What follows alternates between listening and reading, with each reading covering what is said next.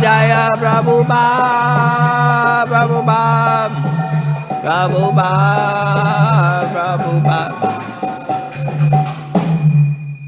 Jaya Vishnupad, Paramahansa, Parajakacharya, Astatar, Sata Shishiman, His Divine Grace, A.C. Bhaktivedanta Swami Srila Prabhupada Ki Jai, Ananta Koti Vaishnava Vrinda Ki Jai, Namacharya Srila Haridas Thakur Ki Jai, Prem Se Kaho Shri Krishna Chaitanya Prabhu Nityananda Shri Advaita Gadadhar Shivasari Gaur Bhakta Vrinda Ki Jai, Shri Shri Radha Krishna Gopa Gopinath Shyamakunda Radhakunda Giri Govardhan Ki Jai, Vrindavan Dham Ki Jai, Mayapur Dham Ki Jai, Ganga Mai Ki Jai, Jamuna Mai Ki Jai, Srimati Tulsi Devi Ki Jai, Bhakti Devi Ki Jai, Samaveda Bhaktivinoda Ki Jai. All glories to the assembled devotees, all glories to the assembled devotees, all glories to the assembled devotees, all glories to Shri Shri Guru and Shri Gauranga. Hari Hari Bol. Om Namo Bhagavate Vasudevaya. Om Namo Bhagavate Vasudevaya.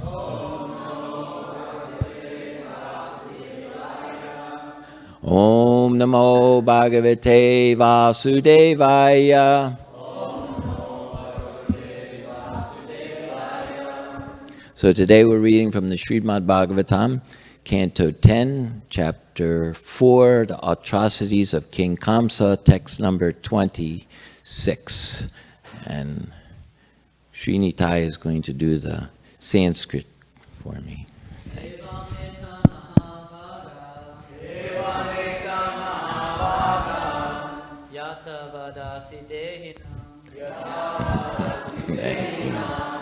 Agyana Prabhavaham Dihi Prabhavam Dihi Swapareti Bidayata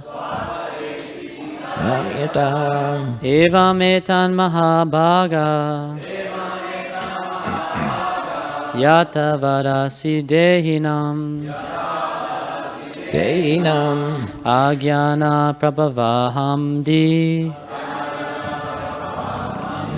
Swapareti Bidayataha.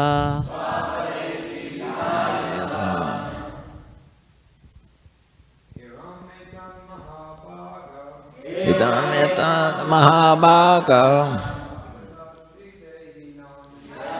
Asidehinam Agyana Nandagi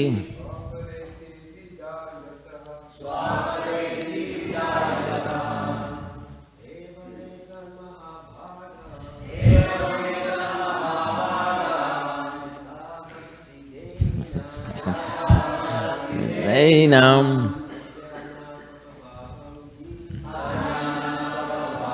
Amdi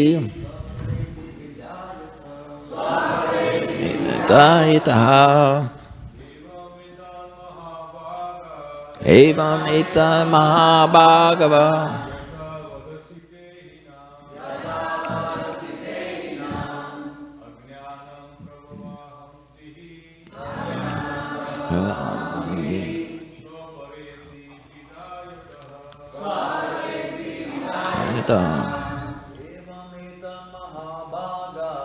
Evam Eta Mahabhaga Ideinam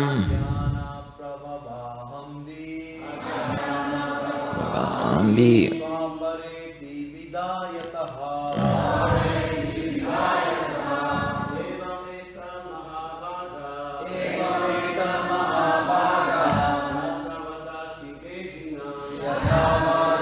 Deinam Anvi Vayataha Matajis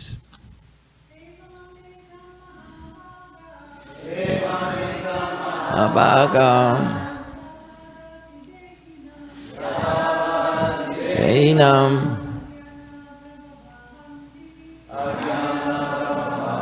Di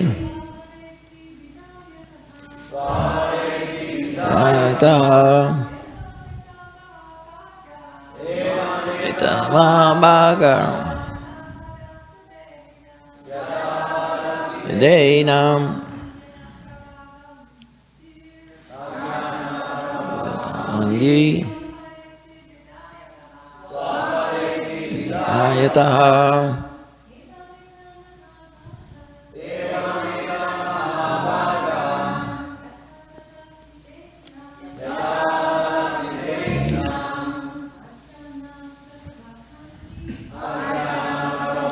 Andi Ayataha Etama Baga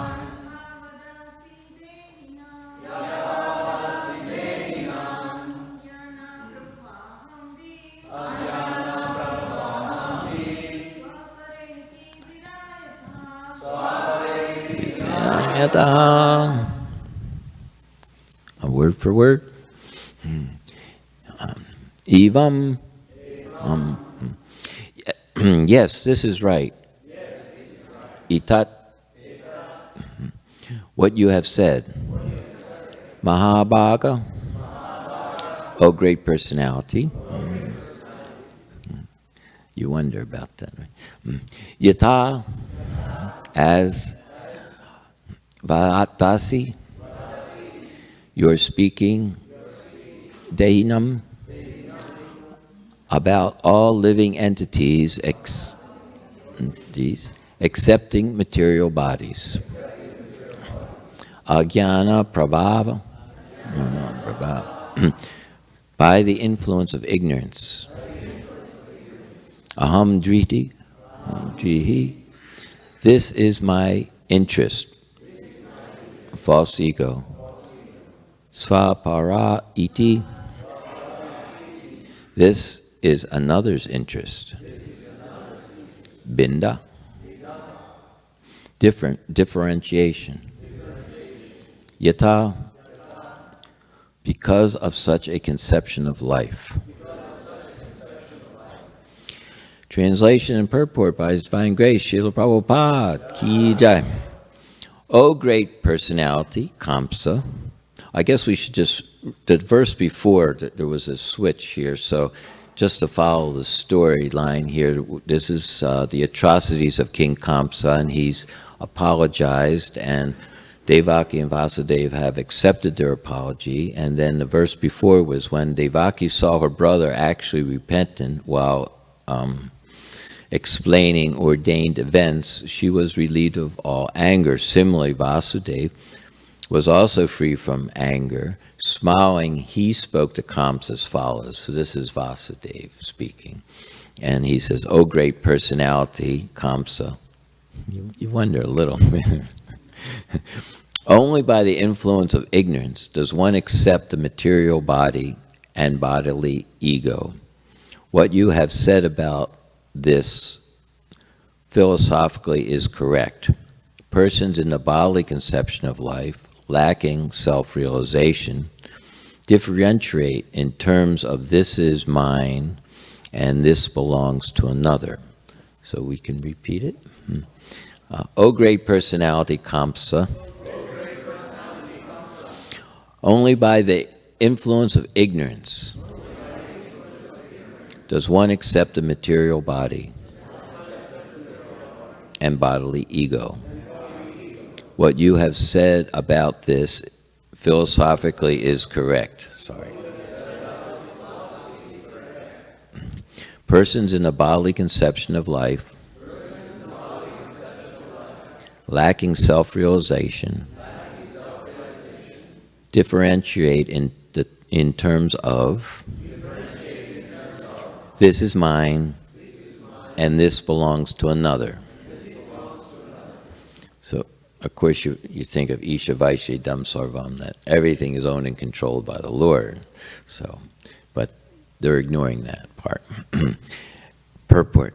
Everything is done automatically by the laws of nature, which work under the direction of the Supreme Personality of Godhead. So the verse that comes to mind is it 9:10? Is it? Yes, 9. Who knows 9:10? Anybody?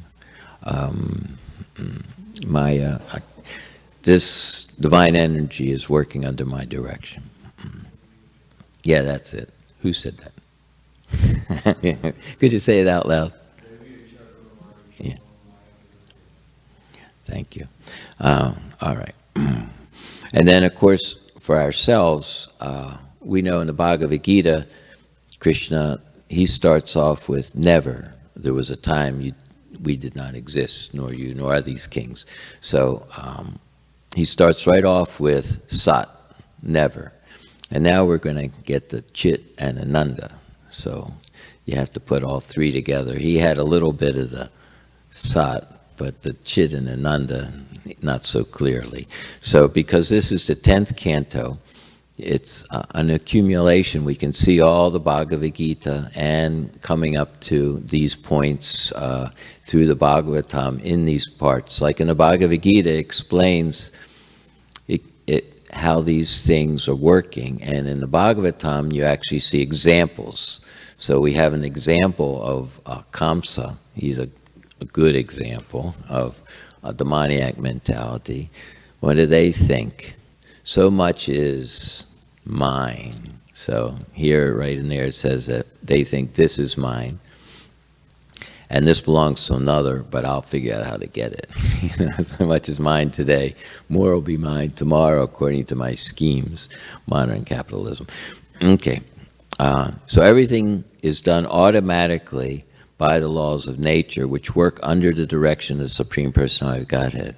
However, we're still responsible, even though it's done automatically. Like in the Bhagavad Gita 3.5, it says, everyone is forced to act helplessly by these modes of nature.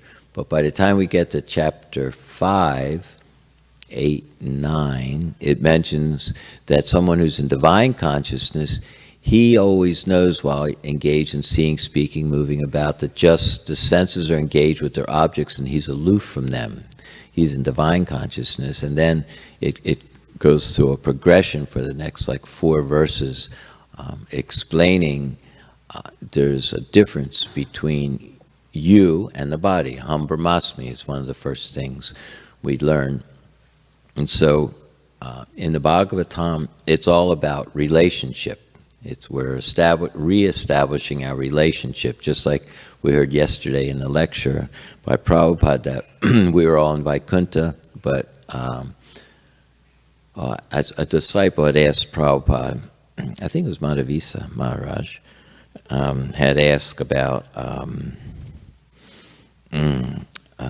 are we always eternally with you, Srila Prabhupada? And he says, if you don't, as long as you stay on that platform, he says, just like we were in Vaikuntha, but when we had a desire to enjoy, we came to this material world. So in this reference, it's called ignoring or ignorance. So we've ignored that relationship, and now we're reviving that relationship. So Krishna, right in the beginning, right after he says, never there was a time I didn't exist, nor you, nor anybody else here.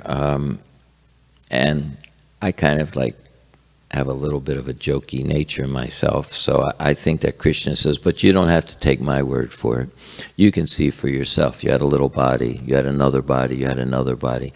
So you're changing bodies all the time.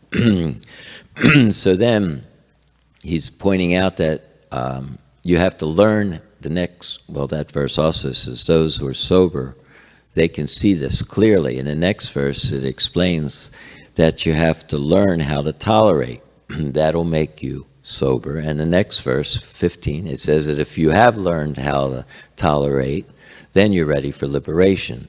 So throughout the Bhagavad Gita, it explains how the modes of nature are working, how we can identify or not identify with them, because Om Ajnana Timirandasya Jnana Salakaya Chaksum Militanyena Tasmai Shri Gurave Namaha.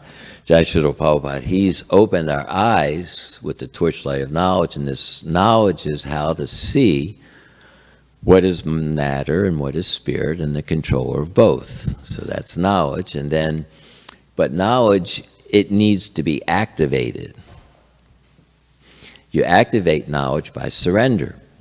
And then it becomes realized knowledge. So Prabhupada said in 6.8 purport that book knowledge without realization is useless. Well, it's still pious, but I mean, in this context, it means that you have to activate it. So the activation process, actually I have to thank everyone for having such a wonderful community, and especially Savas for maintaining such a wonderful standing here for so many years. I was initiated just in the other room there in 72, and it's Rukmini Dwarkadesh are always my first love there. You know, that's your deities. So it's always nice when I come back and see so many familiar faces and everybody's enlivening Krishna consciousness, because, of course, we're talking about Satchidananda. So if you touch fire, you feel heat. If you touch ice, you feel cold. If you touch Krishna, Krishna is Satchidananda, you feel Satchidananda. So we're learning how to touch Krishna bhakti through reestablishing our relationships. So when you're in touch with Krishna, you're also feeling Satchidananda. So then, because I'm kind of a jokester, I say, so is that feeling Satchidananda, is that you or is that him? What is that feeling of Satchidananda? Is that your feeling or is it Krishna that you're feeling? Anyway, these are some of the things that go on with me. Anybody want to say? Anybody want? Oh, okay. Being in our constitutional position. Yeah. Yeah. So we're learning how to be in Ananda, just like you, like such nice kirtans. So the jnani, he doesn't have an engagement. He always has to be thinking about stuff. But the devotee, he just engages in service, and his mind is automatically engaged in Krishna consciousness. So it's such a blissful process. Kevala Nandakan, that's from a line from a song that Lord Chaitanya is so merciful. Parama Karuna. So, okay, getting back to this. All right. There's no question of doing anything independently. For one who has put himself in this material atmosphere is fully under the control of nature's laws. So in here, Prabhupada, I was thinking of 291. Maybe we could put that up on the screen. And 291, and then we go to 292 and 3. Let's see. Hey, good. Maybe somebody could read the translation to that, if we can get to it. All right. Could you read that translation? That's hard to turn. Swami said, "O King, unless one is influenced by the energy of the Supreme Personality of God, there is no meaning to the relationship of the pure soul in pure consciousness with the material body. That relationship is just like a dreamer seeing his own body when." So if we go to 2, because he's under the influence, but he's under Krishna's, he's giving the explanation here. It's a nice purport to that one, I guess. And this will relate to the, a little bit more. I used the down arrow. It's a little bit easier to control. Okay. The illusion living entity appears in so many forms offered by the external energy of the Lord. While enjoying in the modes of material nature, the encaged living entity misconceives thinking in terms of I and mine. So a little bit about this I and mine, because of course the I is that I am this body, and everything that's related to this body is mine. So this is the spell of the material energy, just like, maybe jumping a little bit, under the influence of the material energy, but we're still responsible. So sometimes people wonder when they say, I'm being forced, I'm being controlled, why am I getting a reaction? Why is it that if I'm being forced, how come I'm getting a reaction? So we know in the Bhagavad Gita there's 5 things that we're taught to see, that the living Krishna, the living entity, material nature, time, and karma. So here's an easy way to understand how even though we're being completely controlled, we're responsible. Because a lot of times they say, why would it be that I'm responsible if I'm being controlled? So I make up a little analogy of a person gets pulled over for drunk driving. And they know each other. It's a small town. And he says, Bill, you're not acting like yourself today. And he kind of hints over, there's an open bottle next to him in the car. And he starts talking, and he says, Bill, it's just the alcohol talking. You're not really the one that's speaking. You're not yourself. You're not talking like yourself. And he says, you're certainly not driving correctly. So I have to arrest you. And he says, why arrest me? He says, you're pointing out that this alcohol is the one that's talking. The alcohol, the one that's driving like this, it's all the alcohol's fault. You should arrest the alcohol. He didn't go for that for some reason or another. He said, you've accepted this. You've put yourself under this influence, so therefore you're responsible. Or the gun shot somebody, arrest the gun. That material energy is inert. It's so.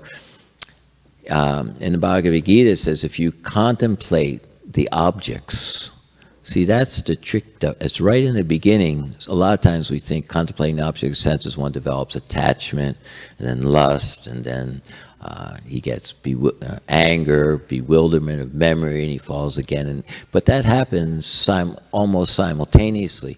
So you have to catch it in the beginning when it says objects. So we're not to see objects. So Bhagavad Gita, boy, where was that? 1327. I think it's 1327. Maybe we can pull up a 1327. Maybe. No? Oh, you're pretty quick. Down arrow works easier for me.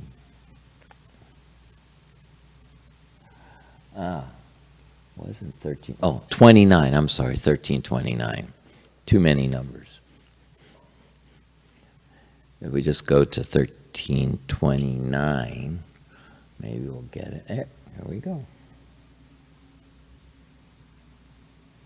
So how are you supposed to see and not degrade yourself by seeing objects?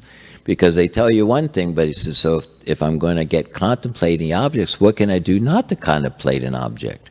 So you string it together with this verse, 1329. One who sees his super soul equally present everywhere in every living being doesn't degrade himself by his mind and thus approaches the transcendental destination. So we all have to practice this. See, we're in sadhana bhakti, and sadhana bhakti means always remember Krishna. So we have Shravanam, Kirtanam, but then there's the next one, Smaranam. And this Smaranam, it goes through 5 stages. That's mentioned in the Nectar of Instruction, text 8. But I remember one time, I was actually a brahmachari. I used to live upstairs in the other building. That's now the store there in the front. They had, and back then, in 72, there was a book, The Teachings of Lord Chaitanya. So there's this one part I remembered. I actually tried to learn it back then in 1972, and I'm still working on it, but it's becoming a little bit more clear. These things take time. So this is the instructions of Lord Chaitanya to Rupa Goswami, and in the Madhya Lila, chapter 19, it would be text 213, but he's quoting Bhagavatam 11:1936. But the way that it says it in the teachings of Lord Chaitanya has a special flavor, because Prabhupada combines purports and verses all together when he does the summary study. So there's something special with that. Srila Prabhupada, a lot of times I think that the Krishna that we know, this I call Srila Prabhupada's Radha and Krishna. The way he, just like Sukadev makes something, a parrot makes something sweeter by its beak, by speaking. So everything that we learn from Srila Prabhupada, that's the Krishna that we're learning. Other people, they don't have the same Krishna. Just like there's a term Prabhupada had, the philosopher's Vishnu. Or if you go to do any college preaching, they'll sometimes say, oh, there's Vishnu, and then, what's it, the 10th incarnation, or some 8th incarnation is Krishna. They don't have the Krishna. The Krishna that Prabhupada gave us is the most lovable Krishna. It's just as soon as you hear about Krishna, you're attracted. So here's this one part I wanted to quote. Stability of the mind can be achieved by one who has concluded that the Supreme Personality of Godhead is the original source of everything. Where else would it have come from? You know, I mean, everything is coming from Krishna. Ham sarvasya prabhavo. So everything's got a connection with Krishna. And my mind's moving quickly, so just try to tolerate. Also in the Bhagavatam, one of the nutshell verses, 2.9.34, Rite, Ritam, Napratiyata, Napratiyata, Chapmani, Tadvidyada, Mayam, Yatabaso, Yatatamaha. I just took the first two words from that one, Rite, Ritam. But if you look at the word for word, it means no value.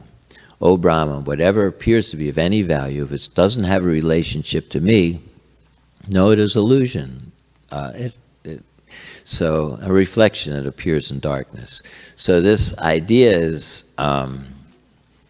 brought out even more clearly in the 2.9.36, etavad eva jignatvam. He says that you have to search it out up to this. So we know in the Vedic culture, human form of life began when you have an opposable thumb? No. It says it begins when atato brahma jignas. One is supposed to ask, what is the nature? So this is, if you're on a quest to find the truth, so quest, I, on, you have a question. Quest, I, on, question? Okay. These little things like that.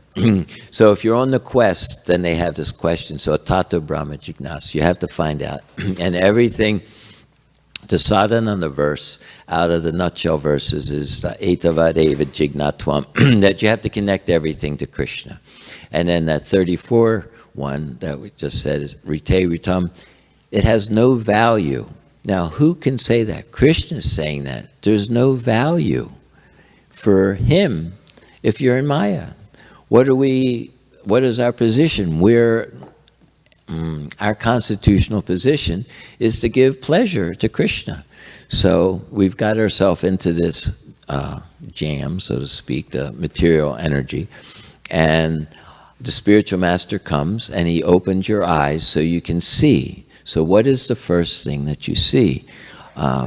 One has to be able to see the difference between works and devotion and works for fruitive results. Okay, so here we're talking about the I and mine and ignorance. So you're born into 727, is it? The living entity is born into delusion, overcome by the duality of desire and hate. So this born into delusion.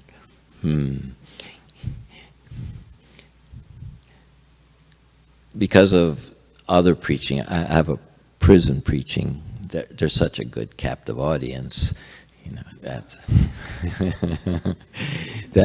And some of them are quite scholarly. So but they're submissive. So there's some. We have a Jew, a Muslim, a Christian, all different varieties are there. So we were noticing that in the beginning, you had the Adam and Eve story. So it was the idea that the beguiled of the serpent. So generally we say blank as a snake, envious as a snake. So you have envy that beguiles. That means it confuses you. You know, you get deluded. And then in that deluded condition, you went for the fruit. You know you're supposed to offer that apple, right? But they didn't. They took the apple without offering it, and then they got into duality, good and bad, right and wrong. So in that way, you can see that was what they're trying to communicate. They're trying to communicate that if you get beguiled by envy, you're going to become a fruitive worker, you're going to be in duality. And then, of course, their theology is when Christ came, he said, that's not the truth. You know, he says, the truth is devotion. He says, just follow me, I'll show you. He says, so he would say that devotion is the truth, fruitive activities isn't. And that's the only way you can get out of fruitive activities. You're born because of that situation. Downline, we're all born into this bodily conception of life, thinking I and mine. So, okay, a couple tangents, huh? I didn't think I finished the purport. My goodness. Okay. So we're under the controls of nature. Oh, one more point about being under the control of nature is Samata Diksha Driti Dhira. I don't think I even finished that. Okay. So stability of the mind is achieved when one has understand Krishna is the source of everything. When one is ready to tolerate all kinds of suffering in order to keep the senses and mind steady, that is called diksha. Okay, so that means tolerance. But it says when one's ready. He didn't say he's doing it yet. He's ready to do it. You notice the difference? I'm ready to do it, but you haven't done it yet. So okay, then, and this is what we're learning. Ready to tolerate, that was 214 and 215. One has to learn how to tolerate this material energy. So we heard from a nice reading this morning by Savas from the first part of the Lord Kapila's teachings, how analytically one understands. He has to understand it by categories, then he can become free from the modes of nature, Brahma Bhuyopakopate. He can actually become steady on this platform. So, Sri Upanishad, text 11, says one has to learn the process of nescience and that of knowledge, devotional service, side by side. If he can do that, then ashnute, then he can enjoy the full blessings of immortality. So a nice exercise that you can do if you like, I do these kind of things, is you make a column of synonyms for fruitive activities. Karma, that's what Krishna says, fruitive activities is called karma. Another name for karma is destiny. Here we're talking about destiny, the bodily conception of life. This is your destiny. It says, if you surrender to the spiritual master, he frees you from your destiny. He frees you from your karma because he gives you another thinking process. In the material world, you're forced to think according to the body you're in and the modes of nature. And Krishna explains that in 8.3 that those activities that will produce another material body are called karma. So we know the samsara. We say that we're supposed to say that every day. First Nama Om, then samsara. So just that first word, it's a cycle of birth and death it takes place by the senses wanting to contact their objects, the mind, the whole yantra, the machine of material body is based on how you can acquire those things that your senses want. However, that produces another material body. So the spiritual master, he gives you another way of thinking, and he gives you your sadhana. So when you do what he's requiring, what he's asked you to do, those activities do not produce karma. So you're free from karma by following the orders of the spiritual master. And that is also another name for that. Restriction is a pen. If you put things in a restriction, there's like a play pen, or there's the penitentiary, so when you're in that restriction, what you're doing under the orders of the spiritual master, that's penance.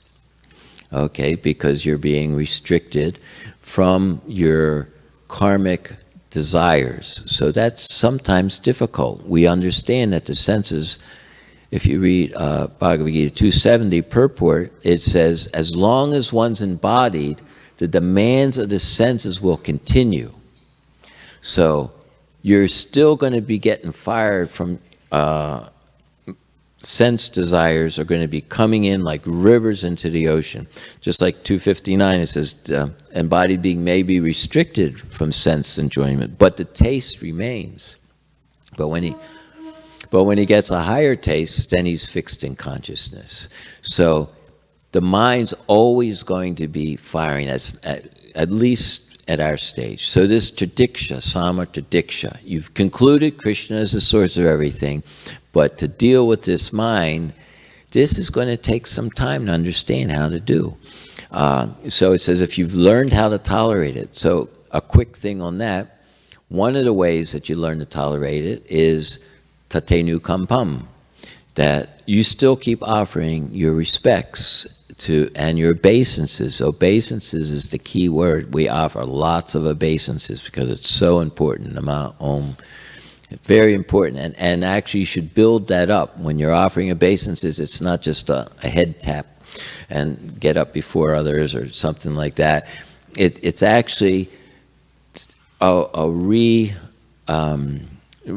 your vows, so to speak, every time.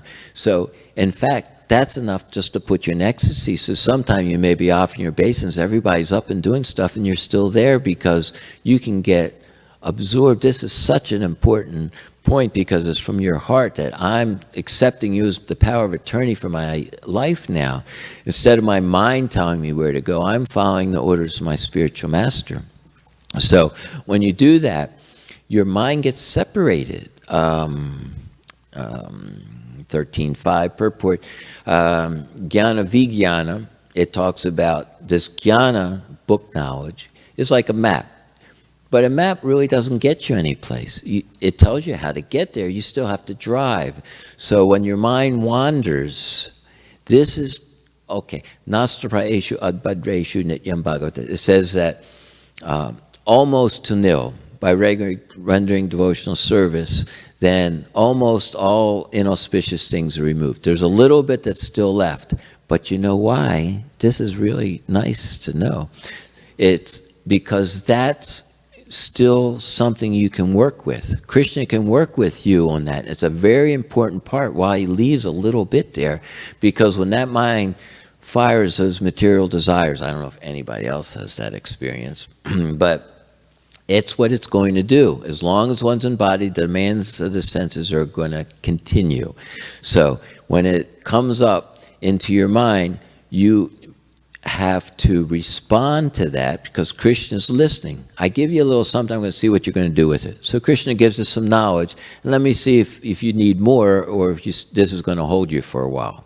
So when you get this knowledge and the material desire comes, you have to think, Krishna, ordinarily I would be attracted to that, but since my spiritual master has enlightened me, I now can see that this is the modes of nature, this is karma, this is going to get another material body. I don't want that. I want to be a devotee. I want to be able to serve Krishna.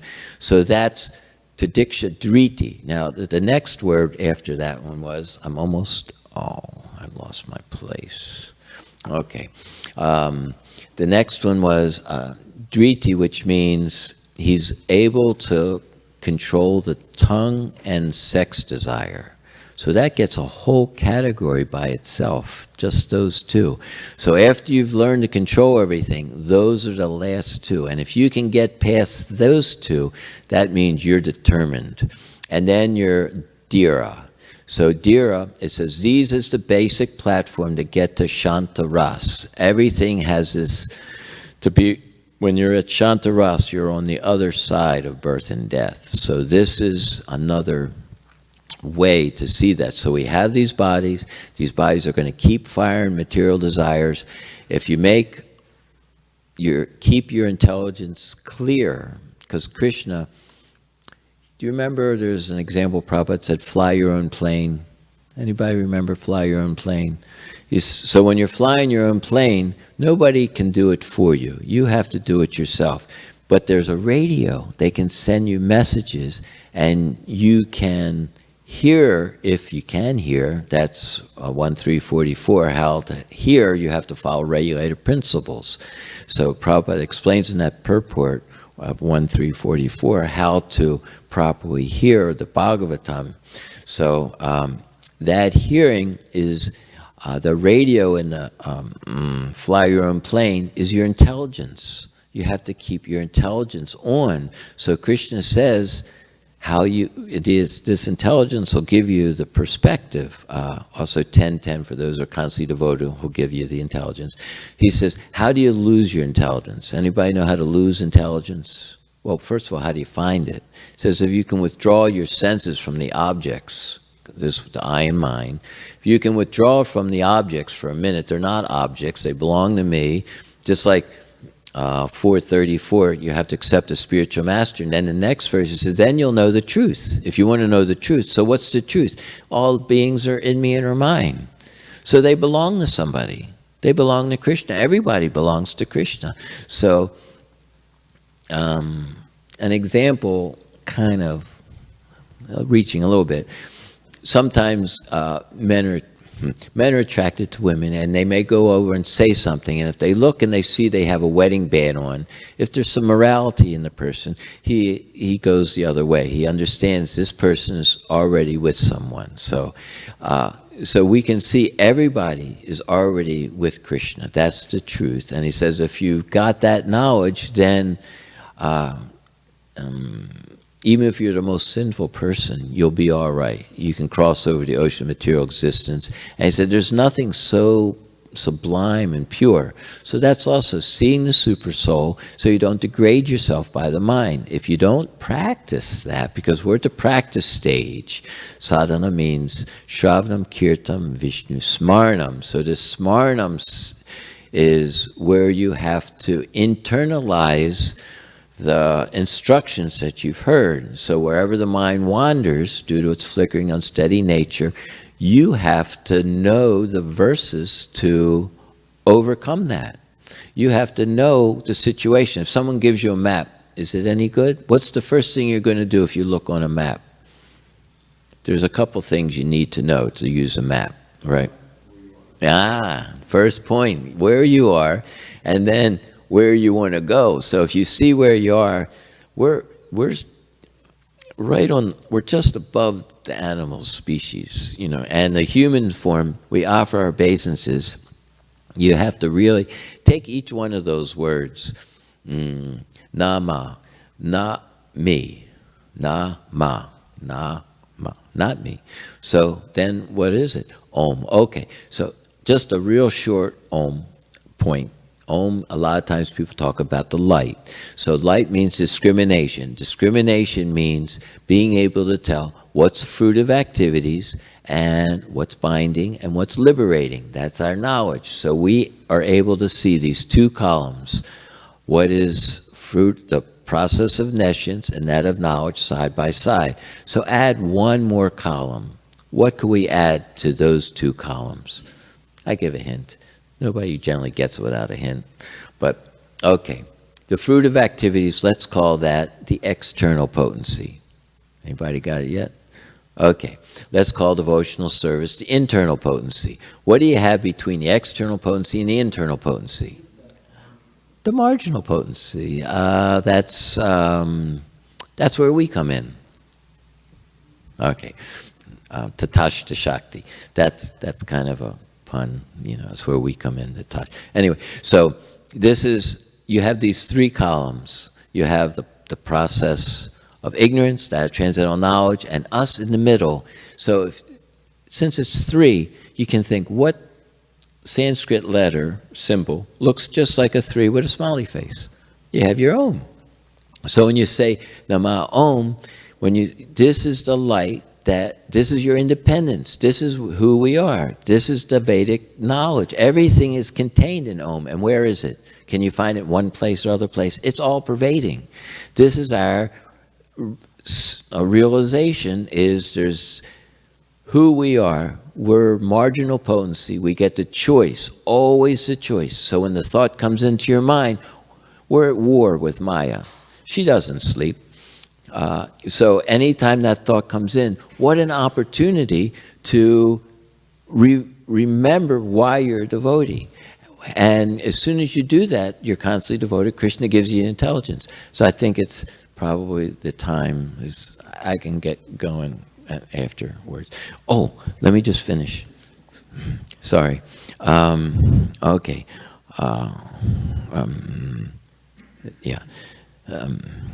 No question doing anything independently. One has put himself under the material atmosphere, drunk driving. Our main business, therefore, should be to get out of the conditioned life and again become situated in spiritual existence. This only due to ignorance does a person think, I am a demigod, I am a human being, I am a dog. Prabhupada always says, I am a cat. Or when ignorance is still further advanced, I am God. Unless one is fully self-realized, one's life of ignorance will continue. So that's karma again. So we just, if you make a column and think of all the synonyms for karma, fruitive activities, bodily conception of life, temporary, miserable, birth and death, just make a list of all those things, and then you have your list. You can also go from the other side, make that in devotional service, Jiver Srupoi Krishna Das, I'm a servant of Krishna, I'm eternal, full of bliss and knowledge. And then see your choice. Then every time you offer obeisances, Nama, Om, every time you say Om, it gets trained. So you just see the whole, who you are, and then you can see it's only because you accepted this spell, this ignorance of identifying with this body, does the material energy have any strength over us. You can fight that strength with Nama Om Vishnu Padaya. Krishna supplies you. Prabhupada, when the iPhones came out, they had a thing called that there's an app for that. Anything you could think of, there's an app for. So I modify things a little bit. I say there's a verse for that. Whatever your mind comes up with, there's a verse for counteracting that. And all you need is surrender to activate it. So that you come up, and knowledge, is how to surrender. Because if you have knowledge and you don't surrender, the result of your knowledge has been taken away by illusion. And what group is that? That's what, 715 or 16. 4 kinds don't surrender. The one who's Maya Apragyana. So their Maya their knowledge was stolen. So what is that knowledge? And knowledge is how to see this fruit of activities, devotional service, your choice, not do an I in mind, know how to reject it so you're not ignoring Krishna. And he turns around, because right now we're at the backside of Krishna. The backside is the fruit of activity.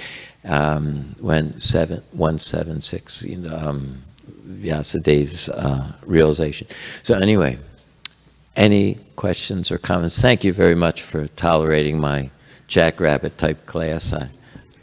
I hope it was fun. Thank you. Yeah. I wanted to ask you about the verse about one who says knowledge and nescience side by side. Sri Upanishad chapter number 11. Yeah, I mean, I haven't reviewed your report in a while, but how do you not misinterpret that as saying, well, okay, then since I have to study nescience and... No, it doesn't say nescience. It says process of nescience. Process of... It doesn't say go into nescience and look around. Yeah. We've already done that. That's what my question was. You understand its process. So what's the process of nescience? Give me a quick example. I already quoted once. Serving your senses. Okay. All you have to do is look at something. Any one of the senses, it's the sense objects, it's at 260 or 262. Any one of the senses that the mind focuses on can carry away a man's intelligence, even of discrimination. So someone may be able to discriminate, but that's not going to save him. See, just being able to tell, and then, who always gets picked on those is Vishwamrita Muni.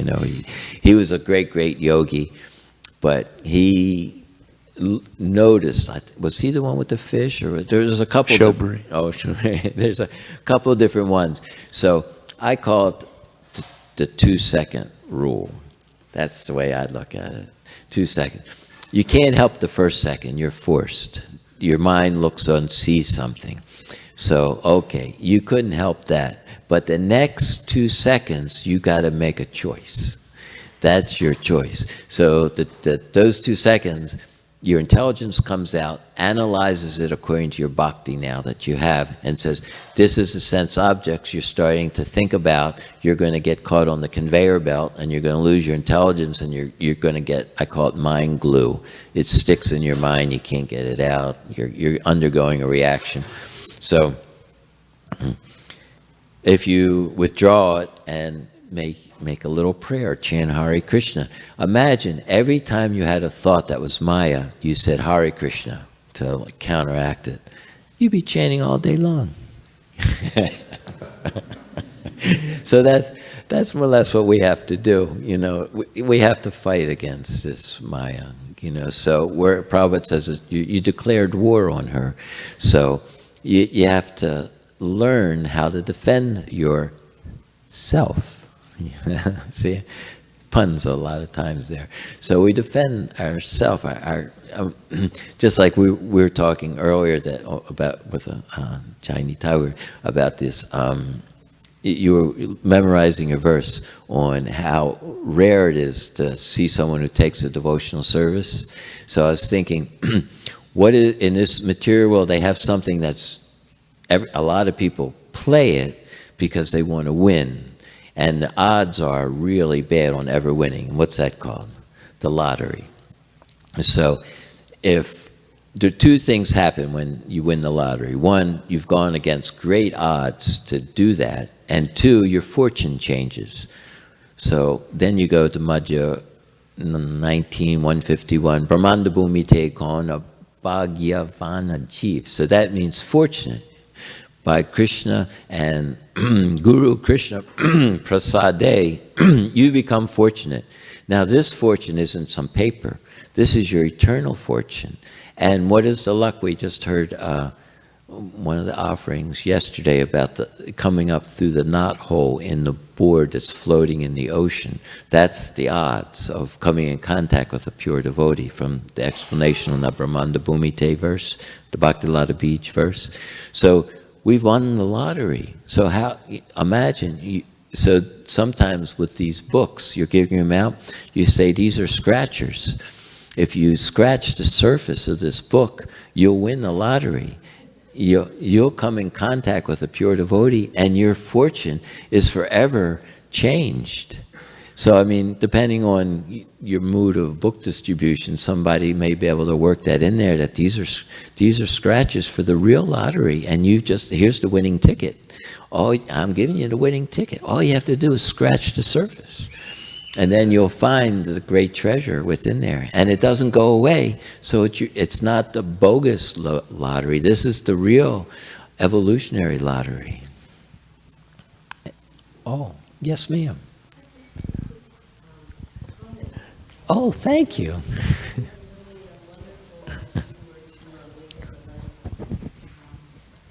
It would be really wonderful if you were to make a nice booklet with all your analogies for preaching, because it's really helpful.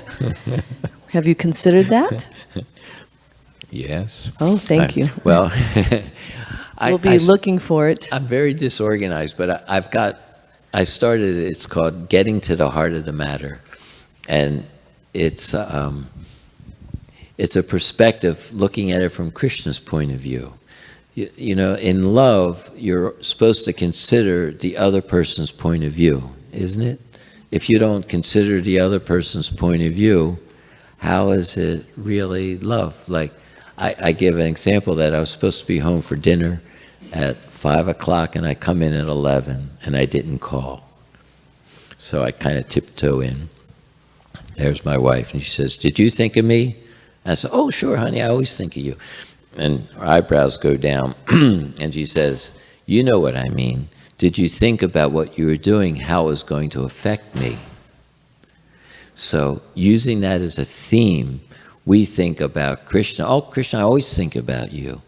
But do you think about your relationship of what you're doing, how it's going to affect what he's feeling?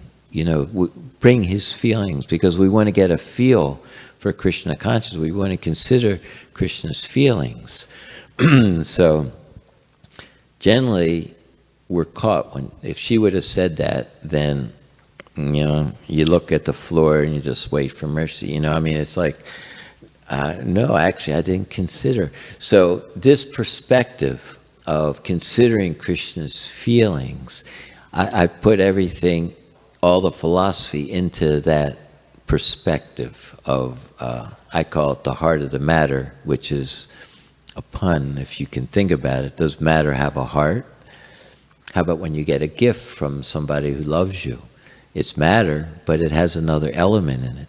So everything is Krishna's gift, but even if you're seeing it as matter, so we're learning how to, there's a word, udipan. Anybody know udipan? It means stimulation for your development of your love. So everything, that our smaranam, our remembrance of Krishna, turns into that everything turns into a reason to remember Krishna in our relationship.